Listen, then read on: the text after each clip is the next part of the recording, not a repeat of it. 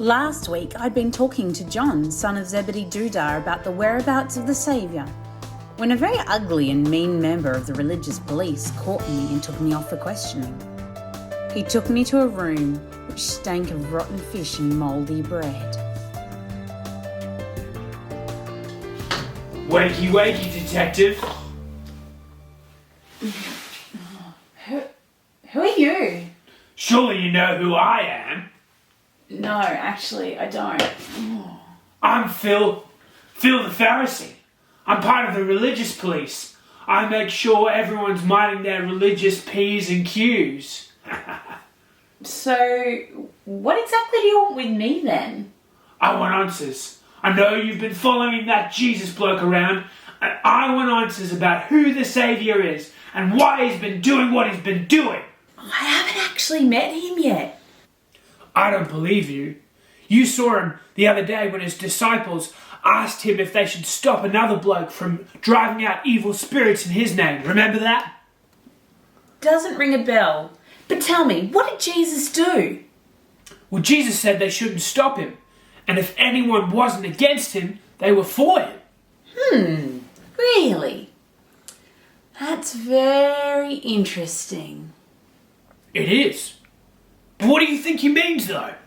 Well, kind of sounds like to me that Jesus doesn't want his followers to stop doing kind things, because I'm pretty sure that's what Jesus is all about.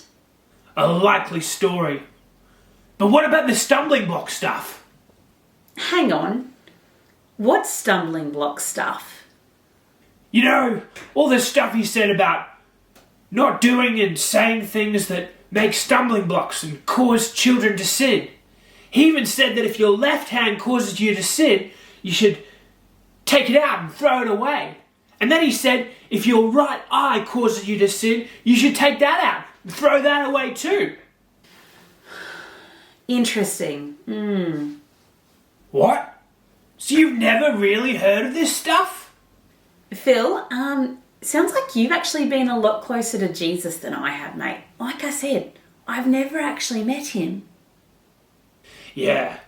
Well, I've been following him around a lot. But just to trip him up. But what do you think he means by all this stuff, though? That's easy. He wants kids to stop making bad choices. And he wants adults to take away the things that get in the way of teaching kids about God.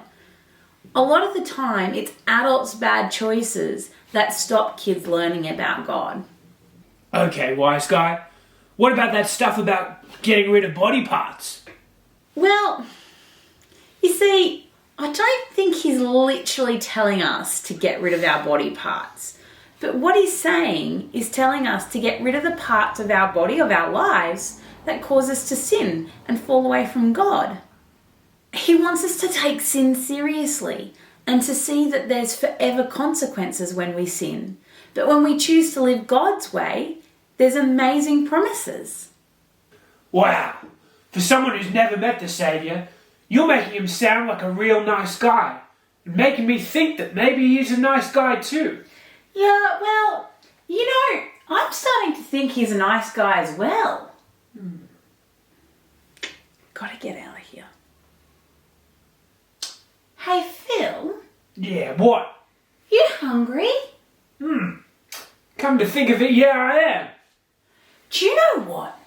I know this amazing fishmonger has got some great fish and bread at the moment. I got a really lovely sandwich the other day. Do you want one? I love fish and bread. Yeah, get some of that. Well, how about I popped out down the road? It's just around the corner, and I know the fishmonger, and she'll do us a really good deal.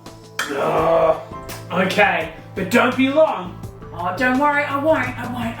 I'll just go this way, alright? I'll be back in a sec, no worries. See ya. I made for the door just as Phil was coming after me.